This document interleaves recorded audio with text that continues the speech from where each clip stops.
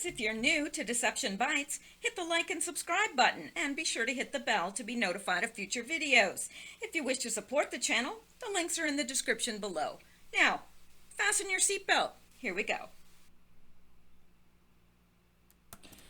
Hey guys, and how are you doing this Wednesday, October 17th? I hope everyone is doing well. We do not have any Q posts, and actually I'm now curious about that because I think that it's obviously intentional, and I'm just wondering about a few things. We do have a lot of Q-related news to go over. I mean, a lot, and it's important stuff too.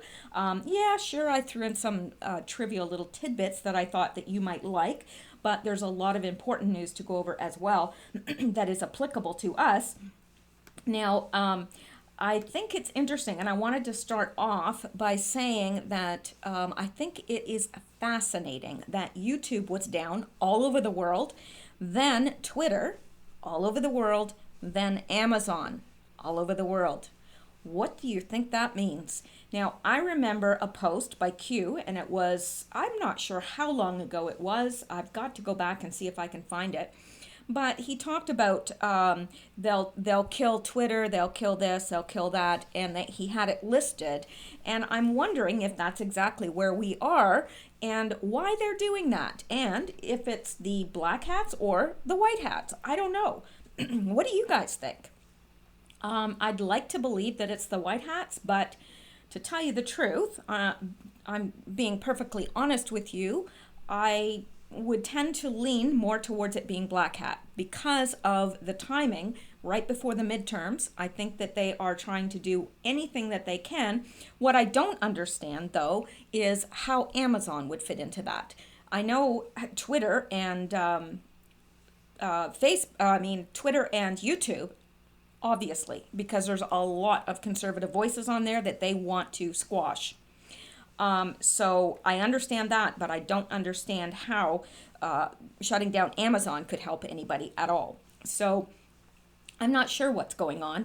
I've heard all sorts of wild rumors. One of the rumor was that YouTube was shut down because someone had filmed an explosion on the moon, and they shut everything down, and when it came back up, that person was no longer on YouTube, and all of the videos about that event were also missing. Now, I have tried to verify that rumor. I keep seeing the rumor, but I've never seen anybody prove or disprove it, so I don't know. I would tend to probably disbelieve that, but who knows? Because, with the way things are going, I don't know anymore what's real and what isn't. Why that would, be such an alarming thing that they would shut YouTube down worldwide, I don't know. I have a hard time with that. I think that they would just pull the video and pull the account. I don't think that they would just shut down all of YouTube. But hey, that's just the way I'm thinking about it, and I'm sure that you guys may be thinking about it completely different or may have heard something different. And if so, put it in the comments below. I just don't see how it could be that if also Twitter went down and also Amazon. I just don't see the relation there. I know that they've got to be related. It's got to be related. I just don't see how.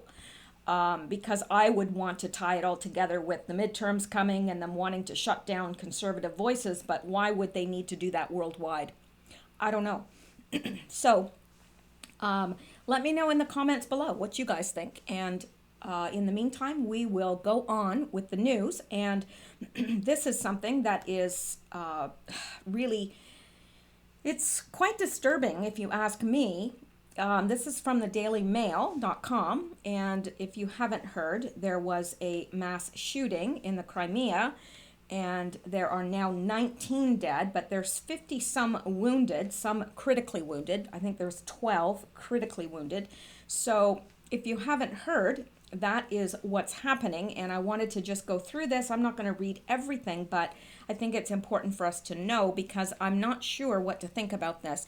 I don't believe that this young man who committed this crime and then killed himself I don't believe he just was disturbed. I think that it's just another case of MK Ultra, because people that have been programmed with MK Ultra, and if you're not familiar, please look it up, because this is a well-known.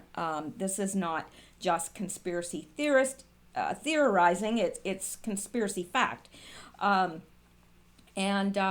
one of the things that they do is they program into the person that is going to commit these crimes.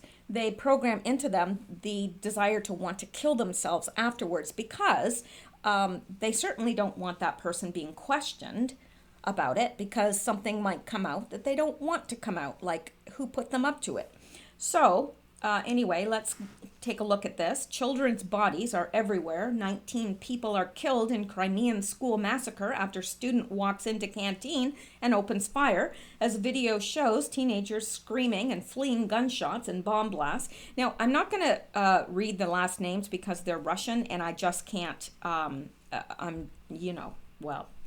Vladislav is his first name, 18, stalked his college halls with a shotgun, shooting 17 dead, then killing himself. He set off a homemade nail bomb in the canteen, which blew out windows, and he carried several more bombs. Another pupil died later in hospital as 7 fight for their lives after the mass murder at 12 p.m. local time. Well, there's now 19 people dead. As of 5 p.m. UK time, the death toll was 19. The boy's father was taken into police custody for questioning. Crimean politicians blamed nationalists, but friends said the shooter hated his teachers and wanted revenge. Well, if that's the case, that he hated his teachers, why did he not kill his teachers? Why did he kill his classmates? 19 people were killed and 54 were injured in a gun and bomb rampage at a school in Crimea today. Vladislav, 18, stalked his college halls with a shotgun and let off homemade bombs before shooting 17 dead and then killing himself in the school library.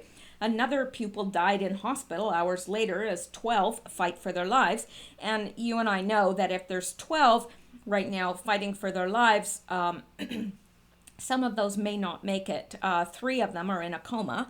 And while others have been operated on for massive damage of limbs and internal organs, Ministry of Health of the Russian Federation, Veronica, told reporters, the shooter is thought to have obtained shotguns and rifles with a hunting license for which he passed a psychological assessment, also set off a homemade nail bomb in the canteen, which blew out the windows but did not kill anyone, according to reports.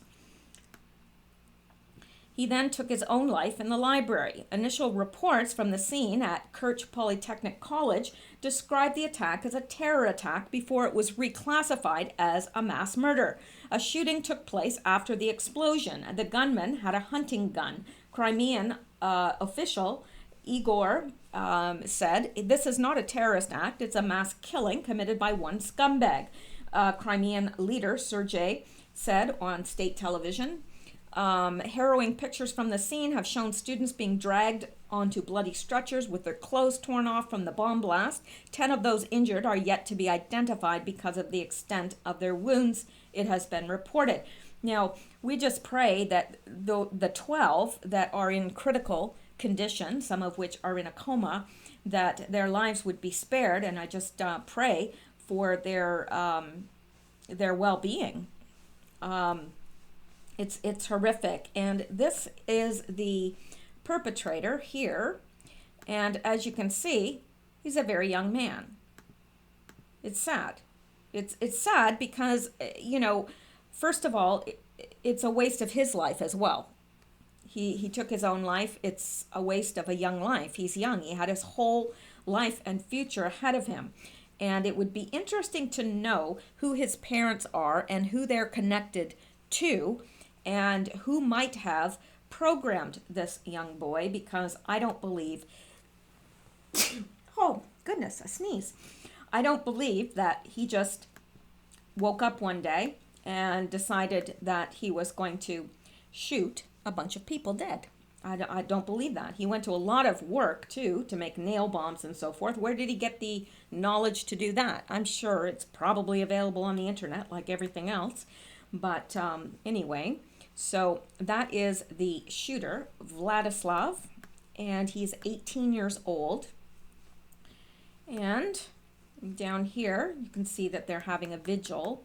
Kerch Polytechnic Vocational School in the city of Kerch, Crimea, is surrounded by mourners this evening after 19 people died.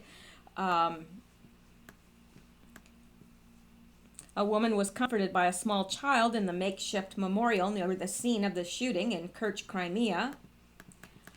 And young woman lights a candle in the city of Simferopol, Crimea, in a memory of the victims of the attack, which has so far claimed 18 lives, with the shooter's death making the toll 19. So this is tragic, very, very tragic. And here you've got people, these are the pictures they were speaking about. This person's, obviously their clothes have been blown off the body. Doesn't look like they're seriously injured in terms of death,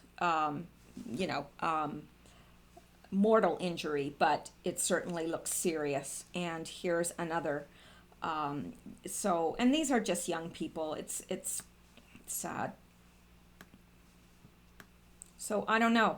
What do you guys think? What do you think of this? Do you think that it's just some rogue teenager that has a vendetta? Or do you think that this was possibly planned? And why? Is this to take...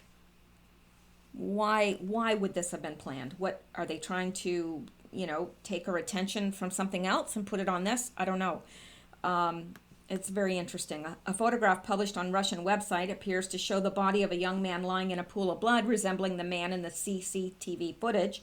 Images circulating on social media allegedly show the perpetrator wearing a similar t-shirt to Eric Harris, one of the two killers responsible for the 1999 Columbine High School massacre in the U.S. Harris and accomplice Dylan Klebold were also found dead in their school library. Further images showed the shooter's bag filled with what appeared to be 10 homemade bombs and dozens of shotgun rounds. Russian media has claimed the teenager had 150 bullets with him. The boy's father, who had separated from his mother, was tonight taken into custody for questioning as police tried to work out a motive for the attack, and both parents' homes were searched. Russian news outlet has claimed the father said in his interview his son was not sociable and was fond of computer games and weapons. He also said he had no friends. Friends said the fourth-year pupil hated his studies and vowed revenge on his teachers. Describing what happened in the school, one female pupil named Margarita said, "My friend was killed right in front of me. I saw her fall and simply stop moving. I saw boys dropping dead and blood spilling around." Video footage shows terrified students running and screaming during the attack on Kerch Polytechnic College, which is near a new bridge connecting the region to Russia. One student who said there were multiple bomb blasts said there was a guy with a gun and shooting everyone he could find. Another added, "The walls were covered in blood. We climbed the fence to escape." Dozens of soldiers rushed to the school around 12 p.m. local time, suspecting a terrorist attack, but Russian police later classified the killing as a mass murder. Bloody victims, most of whom were teenagers, were taken to hospital in ambulances and minibuses. The director of the college said there were lots of corpses of kids. It's horrible, absolutely horrible. So that is that, and this is the shooter's ammunition.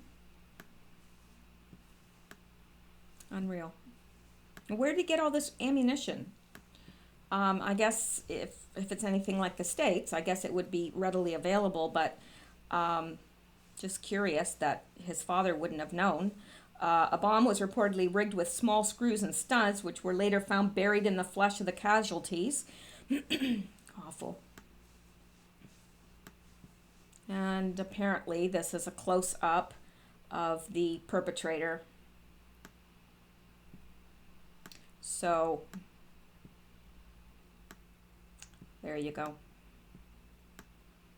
There'll probably be more on this as it unfolds, but this is still pretty fresh. So, yeah. It's close to the Black Sea coast. Okay. Well, I think that's going to be it for that. I just wanted you guys to be aware of it in case you were not. I don't know how pervasive it is on the news because, like I said, I'm not a TV person and I certainly don't watch CNN. So, anyway, let's go back because there is a lot to cover tonight, a lot. And this is something that's happening here in the US that is certainly worrying many people and should.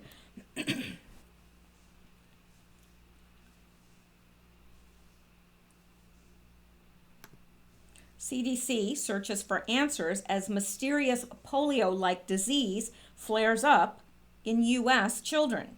Now, I don't think this is by mistake. And I'll tell you something. I think it's very strange about the airplanes that had people sick. Now, I'm not saying that this is necessarily related, but I did feel at the time that something was released in the United States, and I could be wrong, and I pray that I am. But there were, I think, 3 different planes that all had very sick passengers, and they said that they were going to quarantine them, but they never did. They let them go, and these people were seriously sick, which meant that something had to have been released on the plane because not everybody gets sick at once. That's very unusual. Even in a family, if one person catches the flu, generally everybody else will catch it sooner or later, but don't all get it at the same time. I mean, it's possible, but it's pretty rare. So I don't know, but I'm not so convinced that this is just by accident. The Center for Disease Control and Prevention, excuse me, is searching for answers on 127 suspected cases of polio-like disease, leaving children across the U.S. paralyzed. 62 cases of acute flaccid myelitis, AFM, have been confirmed in 22 states, putting 2018 on track to have a record number of AFM cases. Dr. Nancy Messonnier of CDC told NBC News, "We have not been able to find the cause of the majority of AFM cases." Messonnier said, according to NBC News, AFM is a rare condition. It also is a serious condition. We want to encourage parents to seek medical care right away if you or your child develop symptoms of AFM, such as sudden weakness or paralysis of the arms or legs. Parents with AFM often need help from a ventilator patients with AFM often need help from a ventilator to breathe, and they can be disabled for years. This is extremely serious. AFM can also strike people older than 18, according to NBC News. Confirmed AFM cases peaked at 149 in 2016 after the illness first grabbed headlines with 120 confirmed cases in 2014. The illness appears to spike every other year. The CDC does not specify which states have how many cases. Democratic Minnesota Senator Amy Klobuchar called for the CDC to look into 6 cases of AFM in her state October 10th.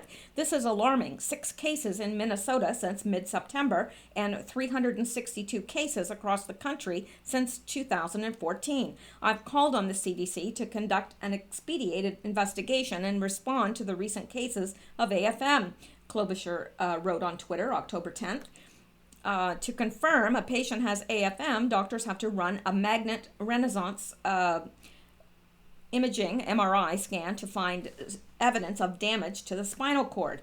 So far, no cases of AFM have tested positive for polio, which has been eradicated in the U.S. AFM can take root after a viral... Was that why he was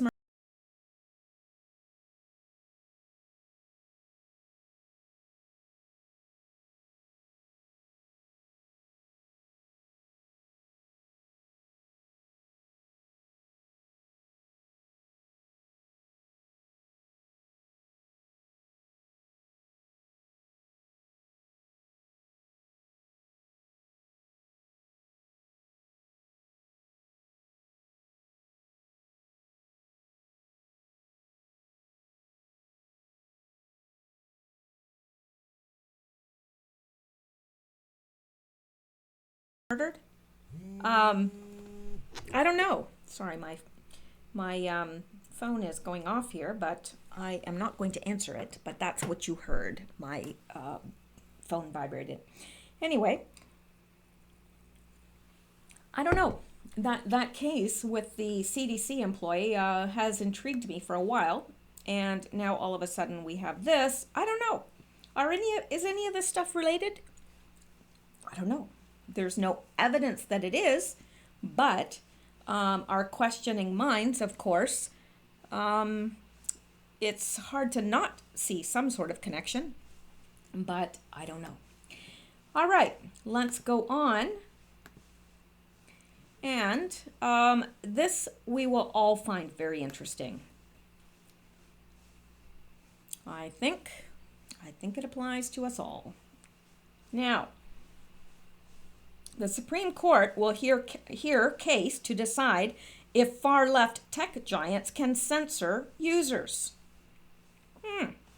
This is good news. Very good news, as long as, the outcome is what we want. For over a year, the Gateway Pundit has spoken out about how the tech and social media giants are censoring and eliminating conservative publishers and conservative content. In September, the Gateway Pundit founder, Jim Hoft, testified to Congress on Facebook targeting of conservative publishers and content. And, they can deny it all they want, but we know that it's happening. Those of us that are conservatives, because we see our favorite channels disappearing, our voices that we are used to listening to, have disappeared, and more of conservative voices are being demonized by the left and, called hateful, called white supremacist, whatever they can throw and make it stick, that's what they throw. So anyway, the Gateway Pundit has repeatedly reported on tech giant censorship of conservative content. These powerful tech firms act as gatekeepers and prevent conservative content from being shared online. In 2016, we were one of the few conservative sites that supported candidate Trump, along with Breitbart, the Drudge Report, InfoWars, Zero Hedge, and Conservative Treehouse. We are proud of our efforts to report the truth that led to Trump's historic win. In 2017, Harvard and Columbia Journalism Review found the Gateway Pundit was the fourth most influential conservative news source in the 2016 election. Because of this, we were targeted and have seen our numbers related to Facebook and Twitter decline dramatically. In February, Facebook launched another algorithm change to their platform. With the changes, we saw our traffic dwindle even further. The algorithmic change caused President Donald Trump's engagement on Facebook posts to plummet a whopping 45%. Facebook is doing this to a number of top conservative sites. A recent Pew study found that 71% of Americans see how tech giants are censoring political content. A Gateway Pundit June study of top conservative news outlets found that Facebook eliminated 93% of traffic to top conservative websites. Facebook has eliminated 93% of traffic to top conservative news outlets, according to this infographic here, and it's showing the numbers being down. I can't really read the percentages because it is way too small. Facebook began eliminating conservative content after the 2016 election. And of course they did, because not only were they absolutely gobsmacked that Trump got in, but they want to keep that from ever happening again, and they are convinced that they are going to win the 2020 election, even though they are putting out such non-starters as Elizabeth Warren. Yes, Elizabeth Pocahontas Warren, the person that is not, absolutely not, 100% not a Cherokee. Yes, she wants to run for president in 2020, and I think she should save her money. But it's her money. She can do what she wants with it. Well, actually, it isn't her money, because she'll get people to donate to that cause. And of course, the left will donate to anyone, to see Donald Trump out of there. But, and according to Soros, he is saying that Trump will not be around for 2020. Well, I would say that is more than a veiled threat. I would say that is a direct threat, personally. And I don't see why he hasn't been rounded up. for making threats on the president's life, because that's exactly what he did. But we all know this, that traffic is down. If you are a conservative, and especially the most influential of the conservative voices like Breitbart and, Gateway Pundit and so forth, Zero Hedge, it's a fact. Facebook began stamping out conservative news in January 2017. Top conservative sites have seen a 93% decrease in traffic from Facebook since that time. And, personally, I think that if they do win, if the Supreme Court does rule that it's not constitutional for them to be censoring conservative voices, then I would hope that there would be a class action lawsuit brought against Facebook and Twitter and all of these tech giants for lost revenue from these people like Gateway Pundit and Zero Hedge and even Alex Jones. I may not always agree with Alex Jones, but he does have a right to his opinion, and he does have a right to state his opinion. It is his constitutional right, and I support that. So what about all these people that have lost income because of these non-constitutional goings on from the tech giants? I don't know. That would, some hotshot lawyer, that would be a good case to take on, boy. That would make a career. But anyway, here are the full results from our study. We have another study on Facebook censorship coming out in July. Report, Facebook eliminates 93% of traffic to top conservative websites, by Jim Hoft on Scribd, but there may be some hope for conservatives and free speech advocates. The U.S. Supreme Court has decided to hear a case on whether users can challenge social media companies on free speech grounds. And I don't know why they can't. They're operating in the U.S. You can't say some people have free speech and others don't. It doesn't work that way. So, yeah, because then who gets to decide whether you have free speech or not? That's a constitutional right. It's a birthright. So, anyway, the Supreme Court has agreed to hear a case that could determine whether users can challenge social media companies on free speech grounds. The case, Manhattan Community Access Corp. Versus Halleck number 17-702, centers on whether a private operator of a public access television network is considered a state actor, which can be sued for First Amendment violations. The case could have a broader implications for social media and other media outlets. In particular, a broad ruling from the High Court could open the country's largest technology companies up to First Amendment lawsuits. Oh, that would be divine. That could shape the ability of companies like Facebook, Twitter, and Alphabet's Google to control the content on their platforms as lawmakers clamor for more regulation and activists on the left and right spar over issues related to censorship and harassment. The Supreme Court accepted the case on Friday. It's the first case taken by a reconstituted High Court after Justice Brett Kavanaugh's confirmation earlier this month. So we should keep an eye, absolutely, on what happens with this, because it concerns us all. It definitely concerns us all. Because this is not going in a good way for this country at all. Not at all. You cannot say this group of people have, a constitutional right to free speech, but these people don't. You can't do that. Because there's always got to be somebody deciding, who has the right and who doesn't? No, absolutely not.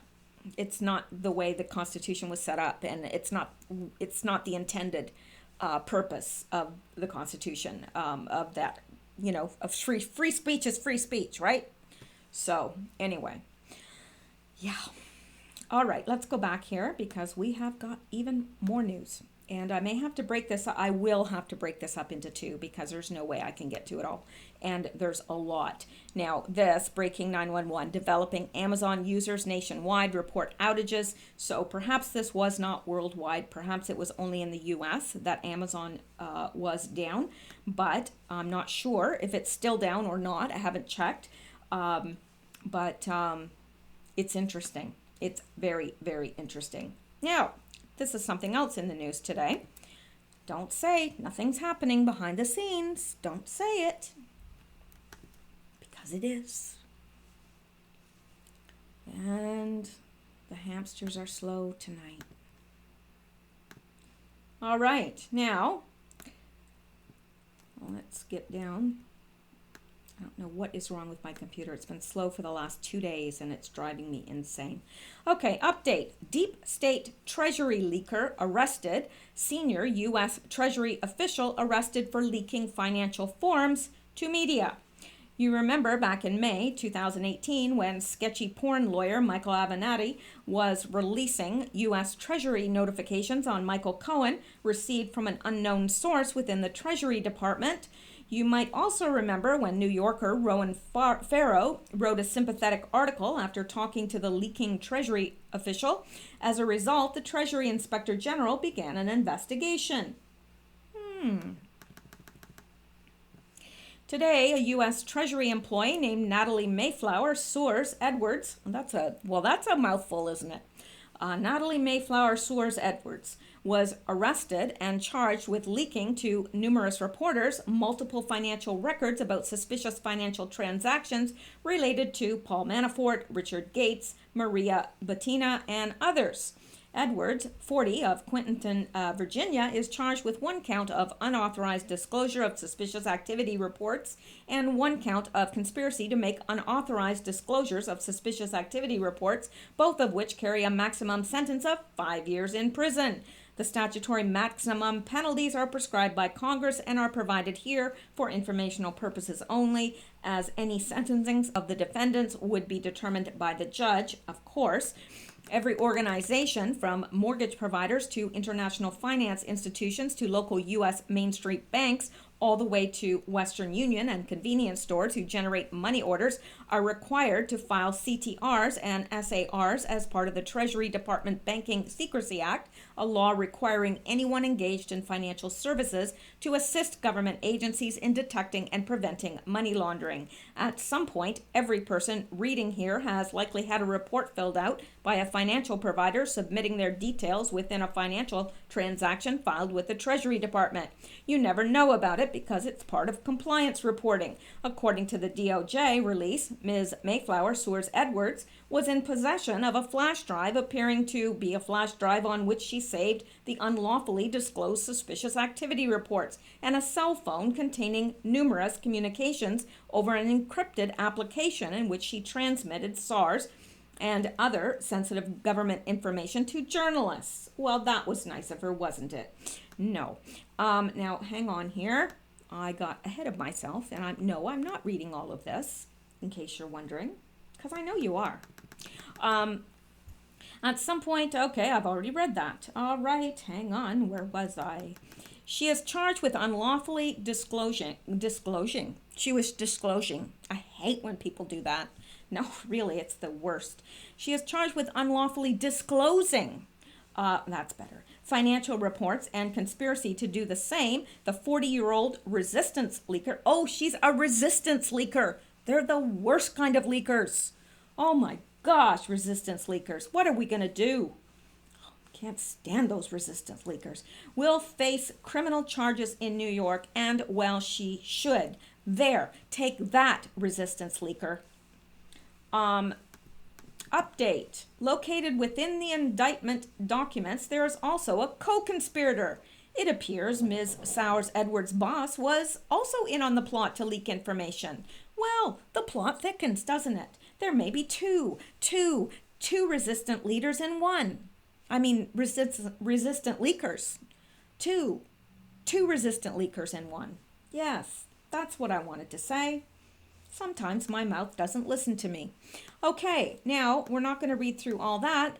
Ms. Soares Edwards' boss, one of the associate directors, was also in contact with journalists and leaking financial information. Leaking everywhere. Those resistance leakers, they're the worst. Based on the dates of the leaks to CPL and Faro in combination with the dates in the charging docs, it looks like Ms. Soares Edwards simply downloaded then leaked copies of the same Treasury file PDF info given to Senate Intel Committee edition CNN. Well, this is according to CNN.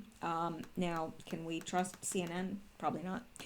Investigators on the House Intelligence Committee have obtained access to valuable data from the Treasury Department, a development that will open the doors to investigate possible connections between President Donald Trump's business empire and Russians, CNN has learned. Now, that was May 19th. So this coming May 19th via CNN was from the resistance leaker.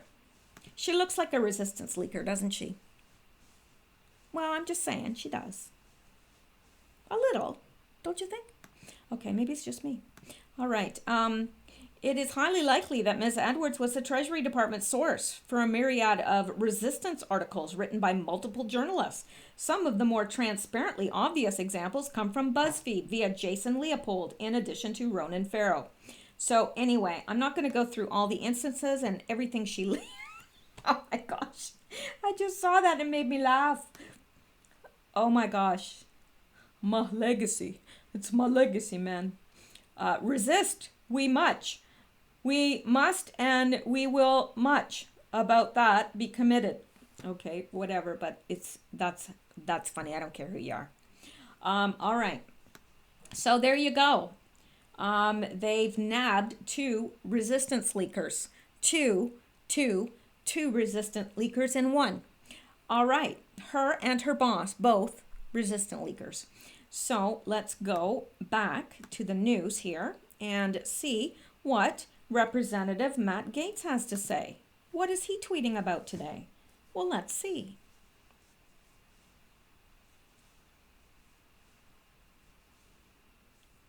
Well, it would be this, interestingly enough. Breaking footage in Honduras. Footage in Honduras giving cash to women and children to join the caravan and storm the U.S. border at election time. Soros, U.S.-backed NGOs, time to investigate the source. Yeah. Now, look at them paying these. Now, hang on here. Que se vaya. Solo las mujeres primero. He's giving out money here. All these people. Solo las mujeres primero.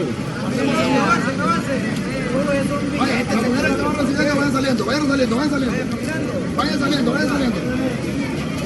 So apparently, these people didn't just spontaneously come together to march to the border, which is what I surmised all the time, because it doesn't make sense that many people would just one day get up and say, you know something, I think I'll take my kids and I'll march to the border. No, people don't do that generally. Not that many people at once, anyway. And now the head of this resistance group has been arrested and returned to Honduras, I have heard. Yeah. So, now I can just about guarantee you this has been backed by Soros. I bet you it's his pockets that are funding this, because it's just Soros-like. You know what I'm saying? It's just something, it's like something he would do. So, yeah, not spontaneous at all. Now, let's look at this. If the hamsters cooperate. I need to feed them better. All right. From Politico, Trump demands Clinton Foundation return $25 million from the Saudis. Donald Trump on Monday demanded that Hillary Clinton return $25 million the Clinton Foundation reportedly received from Saudi Arabia Crooked Hillary says we must call on Saudi Arabia and other countries to stop funding hate, Trump posted to Facebook. I am calling on her to immediately return the $25 million plus she got from them for the Clinton Foundation. The Wall Street Journal reported last year that the Kingdom of Saudi Arabia had donated between $10 million and $25 million to the Clinton Foundation since it was created in 1999. Other donors included the United Arab Emirates, Oman, Australia, and Germany. Saudi Arabia and many of the countries that gave vast amount of monies to the Clinton Foundation want women as slaves and to kill gays, Trump wrote in a separate post. Hillary must return all money from such countries. In a national security speech she delivered Monday, the former Secretary of State highlighted the disruption of radicalization and countering the Islamic State and other terrorist networks' recruiting efforts in the U.S. and Europe as an area that demands attention. You know, why are they always projecting? They always accuse others. Oh, yes, this is an area that demands attention. Meanwhile, she was the one giving them weapons and everything else.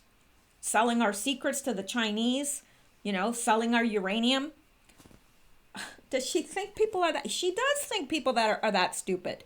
She really does. For starters, it's a long time past for the Saudis, the Qataris, and the Kuwaitis, and others to stop their citizens from funding extremist organizations, Clinton said, and they should stop supporting radical schools and mosques around the world that have sent too many young people on a path toward extremism. Trump last week accused Clinton of turning the State Department into her private hedge fund, which is exactly what she did. The Russians, the Saudis, the Chinese all gave money to Bill and Hillary and got favorable treatment in return. He said then, it's a sad day in America when foreign governments with deep pockets have more influence in our own country than our great citizens. I would agree. In the same remarks, Trump had teased a major speech in which he would discuss all of the things that have taken place with the Clintons. The speech, originally scheduled for Monday, was canceled in the wake of Sunday's deadly shooting in Orlando, Florida. Clintons acknowledged last week that some donations may have slipped through the cracks on one or two instances, but insisted that the nonprofit had overwhelming disclosure.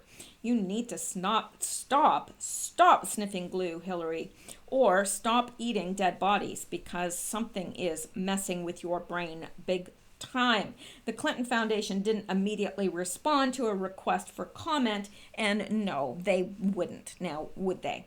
But I think it's interesting that if you want to go see Bill or Hillary Clinton, you're going to have to pay big money for tickets. But if you want to see the actual president of the United States, of which Hillary is not, I just wanted to say that again, Hillary is not the president. So I get so excited when I say that she's not the president.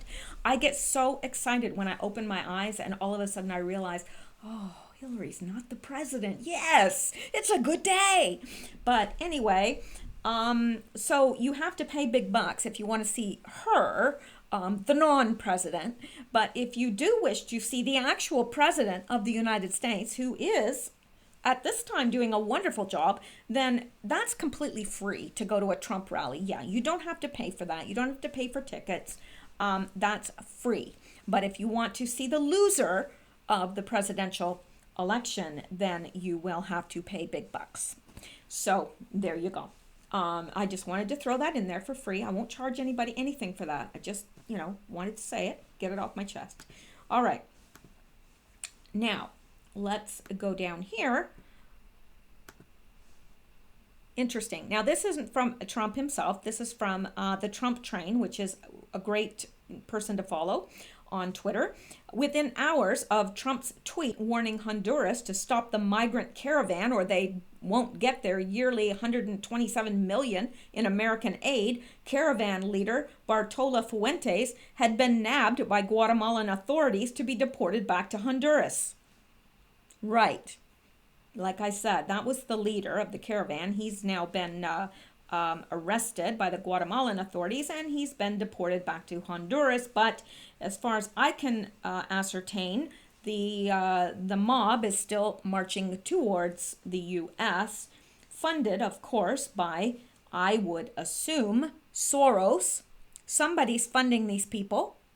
These people apparently have nothing, and yet, they can march for days and days and days. I don't know. Yeah. Don't know. How do they feed? Who's feeding them? Like, I don't know. The logistics of this seem a little bit overwhelming. I would love to have more detail, but there just doesn't seem to be a lot of detail in the press about this. Now, I think that you will find this interesting as well.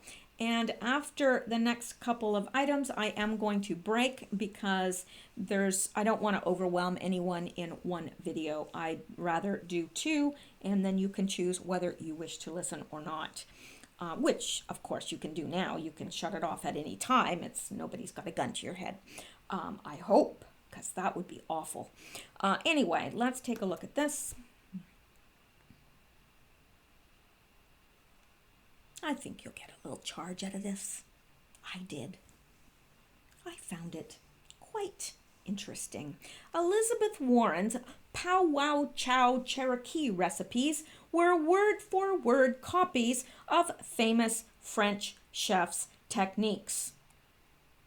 So, not only is she not Cherokee, she's less Cherokee than probably 95% of the people in the US, but her recipe that she put in a, for indigenous recipes, her Pow Wow Chow Cherokee recipe was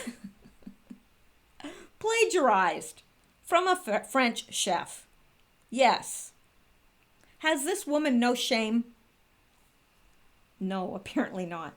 Massachusetts Democrat Senate candidate Elizabeth Warren is yet again in hot water after new allegations have surfaced that she plagiarized her Cherokee recipes in the book Pow Wow Chow from the New York Times and other publications. Radio talk show host Howie Carr released damning evidence that appears to confirm that Ms. Warren's weren't handed down from generation to generation. They were picked up in the newspaper.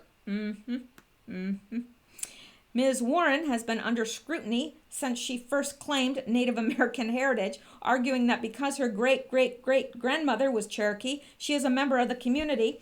Not. Like, when I am a member of a indigenous community, and I had to provide the government with all of my documentation, like all the documentation that proved that I was what I said I was, because otherwise I would not be able to claim Aboriginal status. And I didn't even know I was Aboriginal. I grew up not knowing. And it was only when an aunt made mention to me about something that I started really searching and digging. And I did. I really dug. And I went back in our lineage all the way back, actually, to the Mayflower, because the McCumber came across on the Mayflower, but the son ran away, and a Indian chief took him in, and he married into the tribe, and for generations that last name was associated with the Mohawks. And yeah, so that's where I just had no idea. I had no idea. And you have to prove it. You can't just say, oh, my great-great-great-great-grandmother was Cherokee. But the weird thing is that her, and you can't always tell, like, you can't look at her and say, oh, well, she's not Cherokee, because you don't know anymore, because there's been blood mixed, and you don't know anymore who is and who isn't. And so anyway, she claimed, and they have a video of her saying that it was her mother that was Cherokee, and that she had trouble because her father didn't want to marry her mother because she was Cherokee. And now she's saying it's her great-great-great-grandmother, but actually they're saying it's 6 to 10 generations back that there may have been a part aunt, like somebody that had mixed blood. So yeah, this person is just an all-out liar, and I don't know what she's gaining from it. I don't know. I would not use my status to, to get a job or to do what. I just wouldn't do that. I just wanted for my own information to know who I was and what my background was. And I was shocked. I had absolutely no idea it was there. And even to this day, when I tell people, they laugh because they've always known me. I look white. I'm white. I'm like slug white. And so, I don't know. Anyway, we'll move on from there. That's a powwow chow. Yep. I find this reprehensible. I really do. Because to me, it shows that there is something, it's not just that she lied, but there's something psychologically wrong with her. Really. Because usually people can accept who they are, but she has some overwhelming desire to identify with Aboriginal women, and I don't understand why. Why? I just don't. It's like that other woman that said she self-identified as African American, but she's as white as the driven snow. I don't, but she insisted people call her African American, and to me, I don't get it. Why not just accept who you are? I don't know. I don't know. Maybe she felt it gave her some sort of advantage, or maybe she felt that it made her special in some way. Oh, it made her special, all right. The lying about it made her special in some way, not in a good way. All right, let's go back. Now, I'm sorry, but I've got to show you this. I've got to, because it made me laugh out loud, like literally laugh out loud. Okay, this is from James Woods. Trump's last tweet to Elizabeth Warren.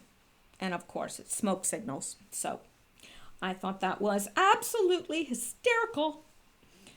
So I wanted to share it. Now, I think I'm going to break it off here because I think we've been going for a while, probably getting close to an hour. I do have lots more news to cover, so I may do another video because it's still early. This is the time generally when I start my first video.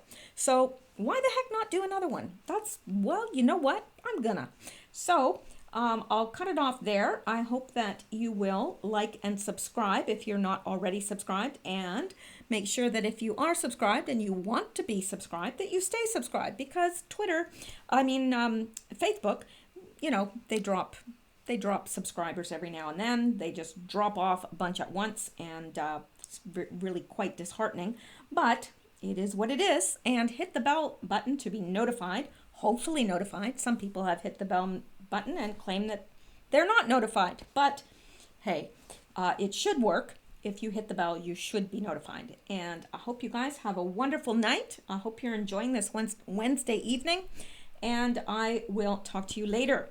Thank you so much. Stay safe, stay well. God bless.